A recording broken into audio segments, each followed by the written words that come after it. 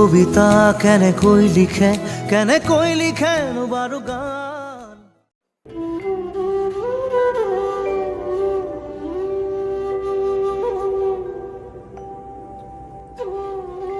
আমাৰ আপোনবোৰেই আমাৰ সপোন ভাঙে, কাৰণ বিশ্বাস ভৰসা আৰু আশাবোৰ সিহঁতৰ হাতত থাকে।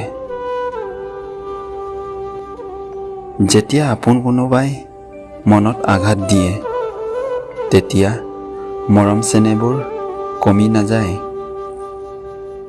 হেৰাই থাকে অভিমান আৰু আবেগৰ মাজতে। তথাপিও আপোনজনক বাদ দি নতুনজনৰ মাজত আমাৰ সুনিশ্চিত ভৱিষ্যত নাথাকে। ভয় আৰু শংকাৰ মাজত এটা ক্ষীণ আশা থাকে। সেইবাবেই কওঁ, নিজক ভাল পাবলৈ শিকা।